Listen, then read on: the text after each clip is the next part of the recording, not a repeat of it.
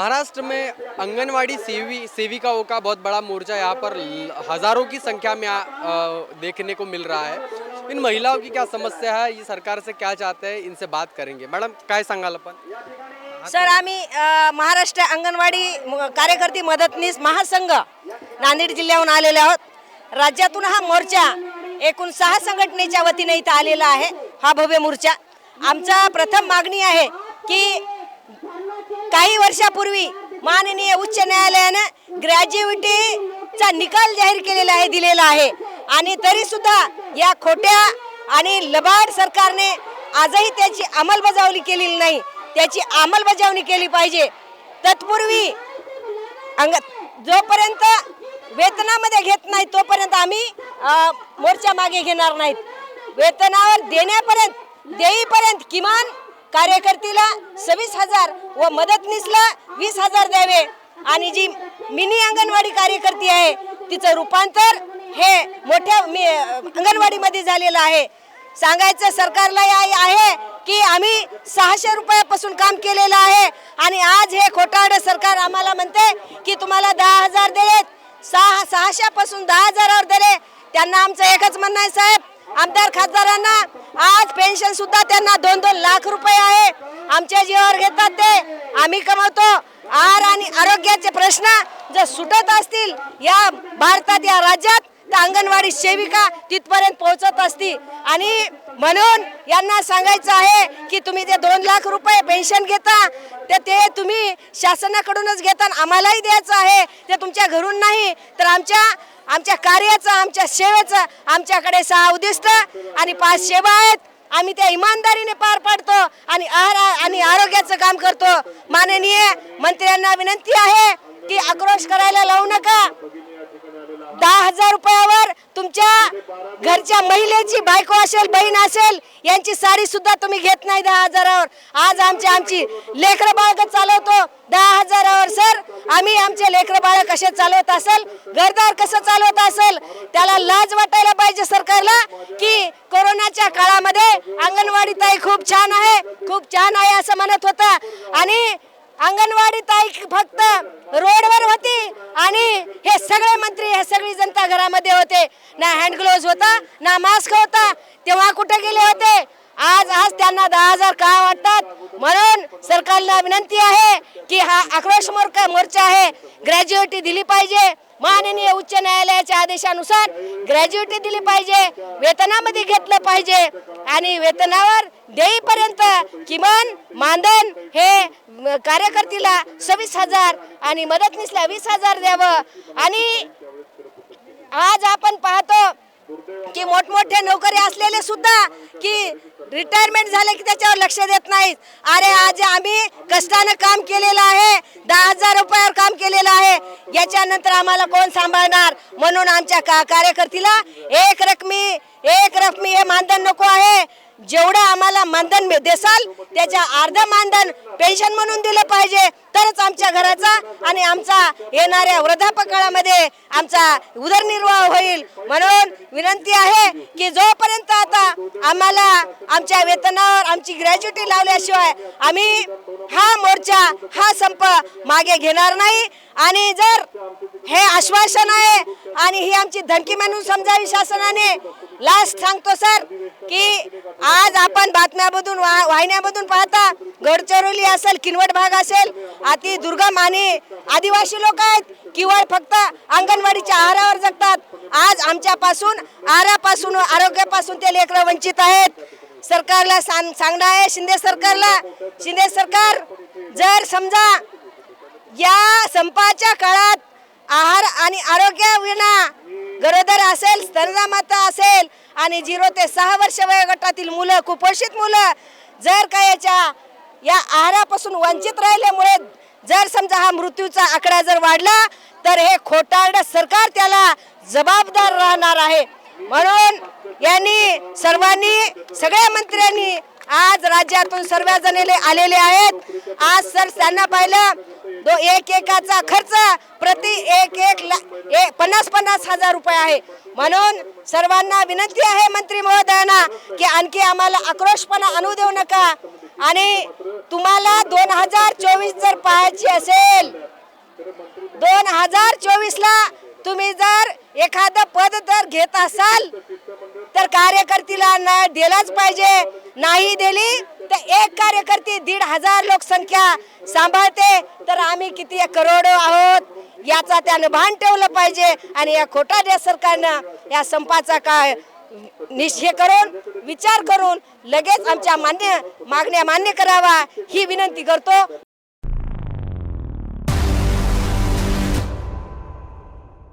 आमचे आज 4 तारखेपासून धरणे आंदोलन सुरू आहे आणि आज 15 तारखेला भव्य मोर्चाचं आम्ही आयोजन केलेलं आहे. आमचं मागणं एकच आहे की आम्हाला किमान वेतन लागू व्हावं, 26,000 रुपये सेविका आणि 18,000 रुपये मदतनीसला देण्यात यावे आणि पेन्शन लागू व्हावी. आमच्या कामानुसार आम्हाला वेतन श्रेणी देण्यात यावी, अन्यथा आम्ही हा मोर्चा असाच समोर वाढवू आणि आमचं आंदोलन चालूच ठेवू. सरकार स्वतःवर किती खर्च करतो आणि कोणाचे पैसे खर्च करतो हे त्यांना माहिती आहे. आज आमचेच पैसे आहेत आणि आमच्याच पैशावर ते मौजमस्ती करतात आणि आम्हालाच 10,000 रुपये मानधन देतात तर खूप दिलं म्हणतात. आम्हाला एक समजत नाही की आमचे सारखे कामं यांनी जर केले तर एवढ्याशा मानधनामध्ये यांचं पोट भरेल का, यांचे घरं चालतील का? यांचे घरं जेव्हा 10,000 चालू शकत नाही तर आम्ही आमचे घरं कसे चालवायचे?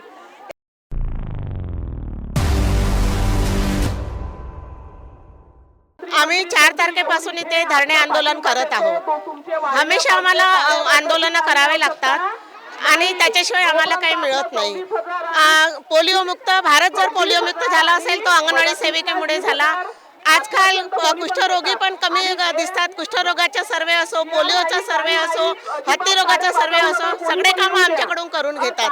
परंतु जेव्हा मानधन वाढवायचं काम असते तर ते आमच्याकडे दुर्लक्ष करतात.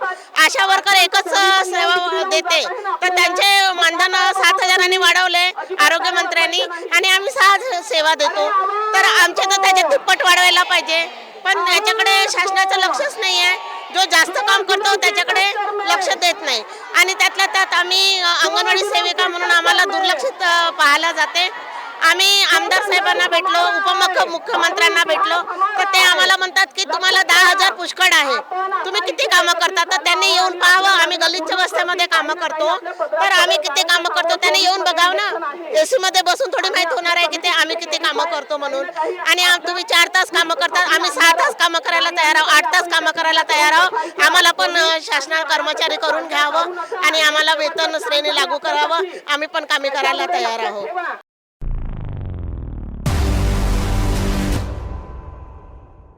आज इथे हजारोच्या संख्येने अंगणवाडी सेविका मदतनीस आलेले आहे आणि ते कशासाठी आलेले आहे? कारण त्यांच्या मानधन हे खूपच कमी आहे. आता फेब्रुवारी महिन्यामध्ये आमचा संप झाला तेव्हा फक्त 1,500 आणि 1,000 वाढवला.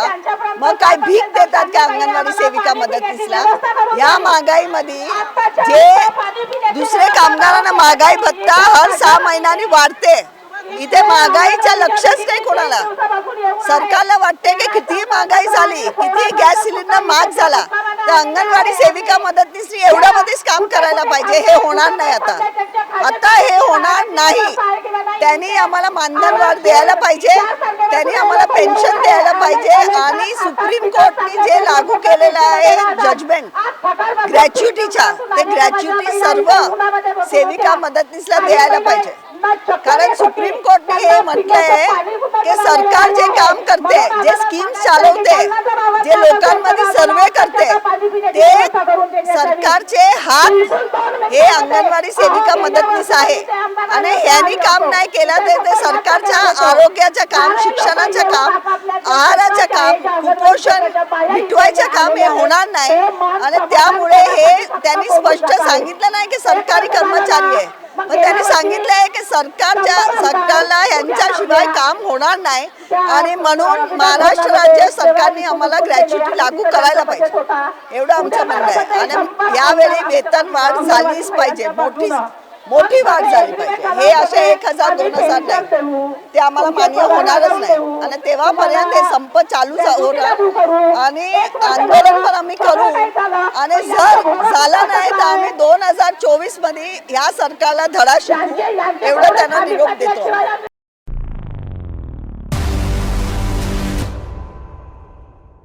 विधानमंडल का अधिवेशन जारी है दोस्तों, और इस अधिवेशन के दौरान उधर सत्र चल रहा है, वहाँ पर सदन में कार्यवाही हो रही है।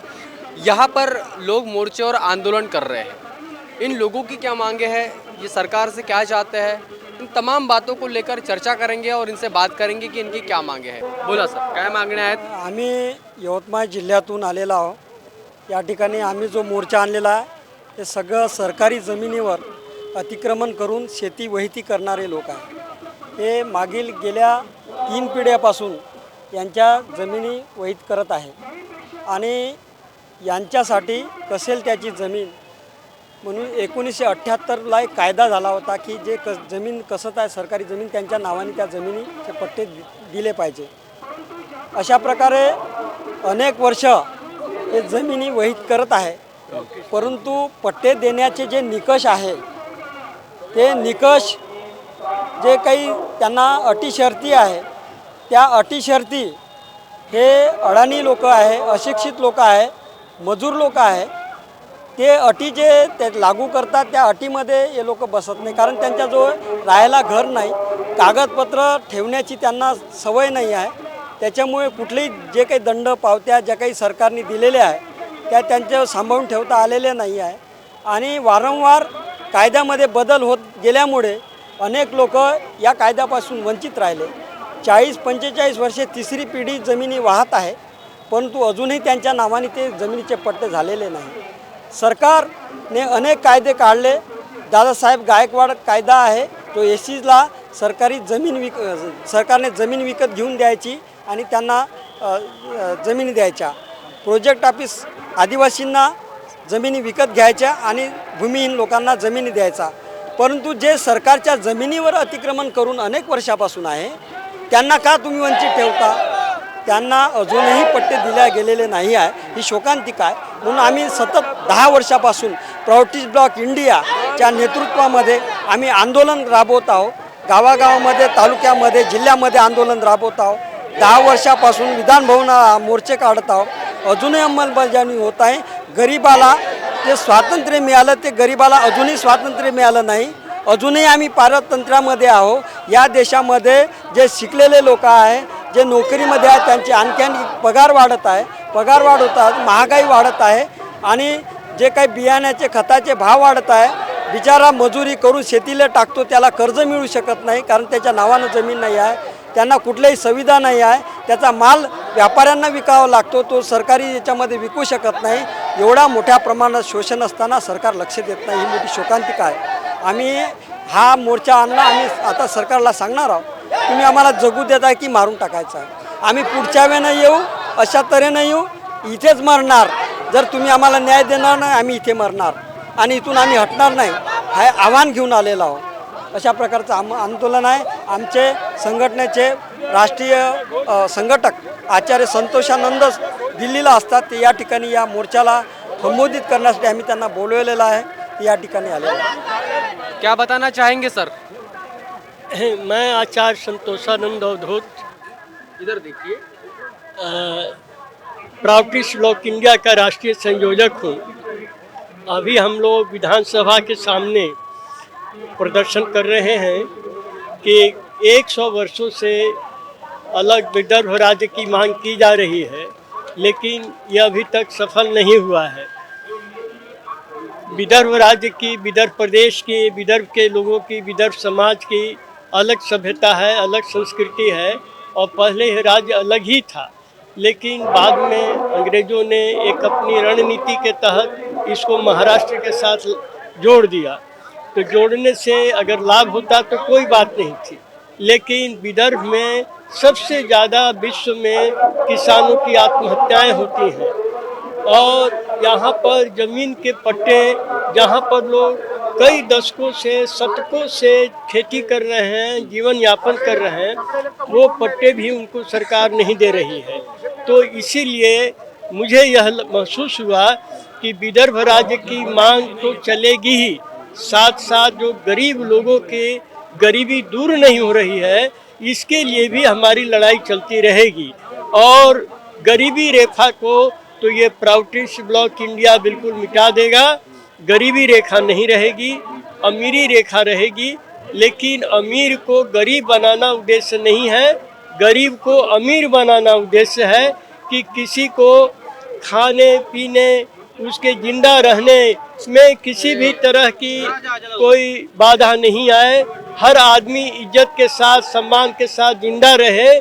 इसीलिए जब इतने गरीब लोग यवतमाल जिला से आए हैं, जहाँ किसान की सबसे ज़्यादा आत्महत्याएं होती हैं, तो जो सरकार आत्महत्या के प्रति संवेदनशील नहीं है, जो सरकार ये नहीं महसूस करती कि उसके राज्य में कोई गरीब नहीं, कोई भी आदमी भूखा नंगा पढ़ाई लिखाई दवाई के बिना किसी को जीवन यापन कर ना सके, वैसे सरकार को हम लोग क्यों बर्दाश्त करेंगे।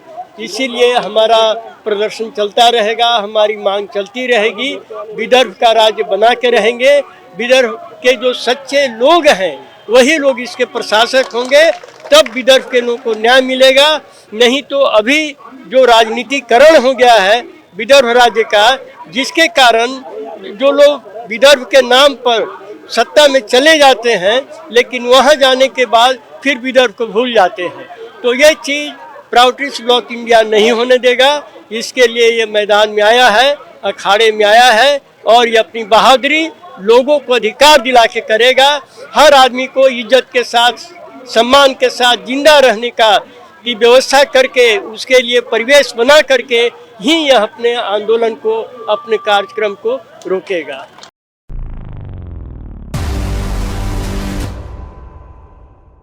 हमारे साथ में यहाँ पर आदिवासी समुदाय का बहुत बड़ा मोर्चा निकला है। सरकार के खिलाफ इनकी क्या मांगे है, क्या भूमिका है, जानते हैं। सर, क्या बताना चाहेंगे? आज जो आदिवासी समाज का जो मोर्चा है, ये कहा है कि ये सरकार धनगर को आरक्षण देंगे ऐसे बोलते। ये हमारा आरक्षण है, कोई ले नहीं सकता, क्योंकि आदिवासी या धनगर भानगढ़ करने होना, इसके लिए ये सरकार कुछ भी कर रहे हैं। फिर ये आदिवासी मोर्चा एक हमारा हक है। जल जंगल जमीन हमारा हक के मालिक है, और उसको अगर कोई भी बोलेंगे कि हम देंगे, इसके सरकार के विरुद्ध में हमारा मोर्चा है। जे हमारे नौकरी में जो बोगस आदिवासी बोगस लोग जो है वो ताबड़तोड़ निकालने होना, इसके लिए ये सब लोग आए हैं। या सरकार जे डिलिस्टिंगचा मुद्दा असेल, जे मुद्दे असेल ते दिशाभूल या आदिवासींचा, हा आदिवासी हा मूळ निवासी आहे, त्यांना कुठेही भटकायचे काम करून आदिवासीमध्ये भानगड लावायचे काम करतो, त्याच्या विरुद्धमध्ये हा मोर्चा आहे। कारण जो आदिवासी समाज आमचा मूळ निवासी आहे, आमचा आरक्षण कोणी घेऊ शकत नाही, आम्ही कोणाला देऊ देणार नाही। आपल्याला वाटते की सरकार जे आहे ते आदिवासी समाजावर अन्याय अत्याचार करत आहे? आदिवासींच्या विरुद्ध सरकार आहे, एका विरुद्ध आम्हाला काही नाही दिसतो। जे मूळ आदिवासी आहे त्यांना सोडून सांगतं धनगरांना आरक्षण देऊ, म्हणजे आदिवासींच्या विरुद्ध मध्ये आहे ना, तो देवेंद्र फडणवीस असेल किंवा शिंदे सरकार असेल। कुठेतरी आदिवासी समुदायामध्ये दुसऱ्या समुदायाची जे जबरदस्ती त्यांना घेण्याचा कार्यक्रम चालू आहे असं म्हणतात। या महाराष्ट्रामध्ये बोगस आदिवासी आमच्या नावाने नोकरी करणारे लाखो आहे, आणि त्यांना संरक्षण देणारा हा सरकार आहे, म्हणून आम्ही विरोध मध्ये आहे। आणि जे ओरिजिनल आहेत ते यापासून वंचित आहेत। आदिवासीने कुठे आदिवासीने नोकरी पासून वंचित ठेवलं ना। बोगस आम्ही जेव्हा सांगतो तर हा बोगस या महाराष्ट्रामध्ये आदिसंख्या पदावर 20,000 हे बोगस बोरले आहे, तिथे खरा अधिकार आदिवासींचा आहे।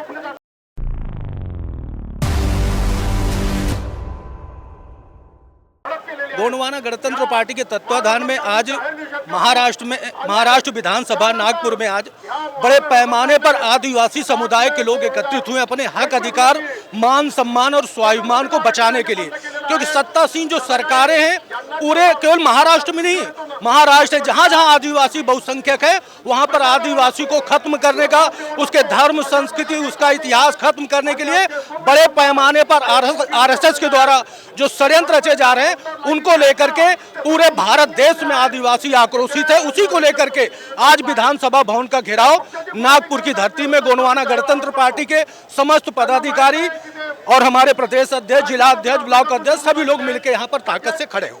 लेकिन देश की राष्ट्रपति महोदया तो आदिवासी समुदाय से आती है, क्या वो सरकार के ऊपर दबाव नहीं बना पाती है जो आदिवासी समाज के ऊपर जो है अन्याय अत्याचार हो रहा है, इस पर क्या प्रतिक्रिया देंगे? बोलना तो नहीं चाहिए, लेकिन मैं राष्ट्रपति महोदया का बहुत आदर करता हूँ, उस पद का सम्मान करता हूँ, लेकिन प्रधानमंत्री नरेंद्र भाई मोदी के द्वारा एक षड्यंत्र पूर्वक उनको एक कठपुतली के रूप में उनका उपयोग किया जाता है। अगर पीएम आवास से जो चीज आती है वही मान्य करते हैं, बाकी वो हमारे समाज के प्रति कोई आस्था नहीं। ऐसे तो मध्य प्रदेश में 48 विधानसभा जो है आदिवासियों के लिए आरक्षित है, लेकिन आदिवासियों के मान सम्मान स्वाभिमान की आवाज वो भारतीय जनता पार्टी और कांग्रेस के लोग नहीं उठा पाते हैं।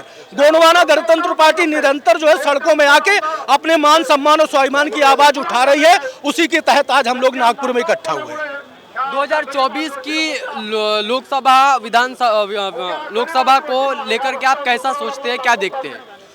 2024 में गोंडवाना गणतंत्र पार्टी और छोटे छोटे दल जैसे बहुजन है और भी बहुत सारे छोटे छोटे दल हैं जिनसे हमारी चर्चा चली है। गोंडवाना गणतंत्र पार्टी 2003 के बाद पहली बार खाता खोली। हमारे राष्ट्रीय अध्यक्ष बड़े बहुमत के साथ जो है क्या बोलते हैं अपने रायपुर की छत्तीसगढ़ की विधानसभा पहुंचे।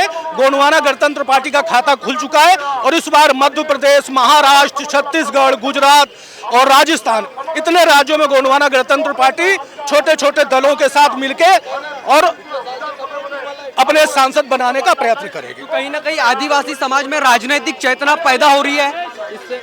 गोंडवाना गणतंत्र पार्टी में बड़े पैमाने पर राजनीतिक चेतना पैदा हुई है। दादा हीरा सिंह मरकाम जो है पीली क्रांति के जनक हैं, उन्होंने समाज के अंदर धर्म, संस्कृति और इतिहास के बारे में जब चिंतन पैदा किया और समाज के हमारे युवाओं ने जब देखा कि बाबा भीमराव अंबेडकर का लिखा हुआ जो संविधान है उसको पढ़ा, उन्होंने अपने धर्म, संस्कृति, इतिहास, मान सम्मान और स्वाभिमान की लड़ाई के लिए रोडों में आने लगे। केवल महाराष्ट्र ही नहीं, छत्तीसगढ़ है, भारत देश के करीबन 13 राज्यों में गोंडवाना गणतंत्र पार्टी सक्रिय होकर अपने मान सम्मान की लड़ाई लड़ रही है। अगर जरा सा भी आज हमारी बहन बेटियों के साथ अन्याय, अत्याचार, शोषण, बलात्कार जैसे जघन्य अपराध होते हैं तो पूरी ताकत के साथ जो है गोंडवाना गणतंत्र पार्टी का युवा, गोंडवाना गणतंत्र पार्टी के संगठन रोडों में आके अपने मान सम्मान की आवाज उठाते हैं।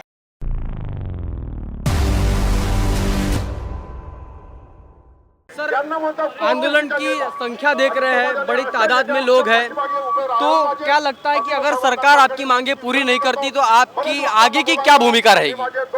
हम अगर समझ लो अभी तो हम सरकार को घेराव कर रहे हैं अधिवेशन के माध्यम से, लेकिन गवर्नमेंट अगर हमारी डिमांड को मान्य नहीं करती है तो आने वाले समय में हम जंतर मंतर में घेराव करेंगे, धरना आंदोलन करेंगे और सरकार को चेता देते बता देंगे कि अगर हमारी डिमांड पूरी नहीं होती तो आने वाले 24 का जो इलेक्शन है विधानसभा का और लोकसभा का, उस इलेक्शन के अंदर में गोंडवाना गणतंत्र पार्टी और इतर जो छोटे दल है और संगठन है उनके माध्यम से इनके जो कुर्सी है उनकी कुर्सी से उनको हटाने का काम करेंगे गोंडवाना गणतंत्र पार्टी।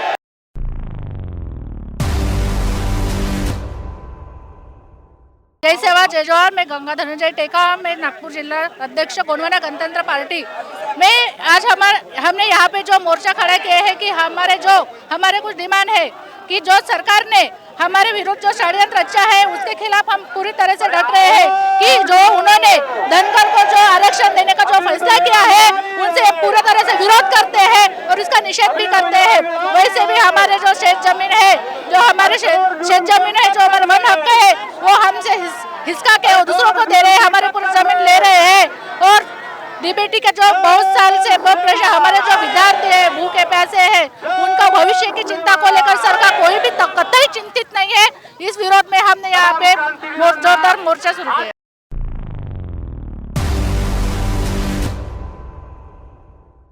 विधानसभा का सत्र एक तरफ चालू है तो दूसरी तरफ लोगों के आंदोलन चालू है। लोगों की डिमांड्स रुक नहीं रही है। हर दिन हम आवाज़ इंडिया की तरफ से आपको रोज़ लाइव यहाँ की फुटेज दिखाते हैं, लाइव यहाँ से तस्वीरें दिखाते हैं, जहाँ पर हर दिन, जिस दिन से यह सत्र शुरू हुआ है उसी दिन से मोर्चों का और आंदोलनों का ये जो दौर है ये रुक नहीं रहा है। लोगों की डिमांड सरकार तक पहुंच रही है। सरकार के नुमाइंदे आते हैं, जनता से बात करते हैं और फिर उनको आश्वासन देके चले जाते हैं। ये आश्वासन और निवेदन यहाँ तक के ही सरकार के बीच में और जनता के बीच में उनकी जो बातचीत है वो हो रही है। आप लोग इस बातचीत के बारे में क्या सोचते हैं? आप लोग इन लोगों के डिमांड को लेकर क्या सोचते हैं? कमेंट करके ज़रूर बताएं। बने रहे आवाज़ इंडिया के साथ, तब तक के लिए धन्यवाद।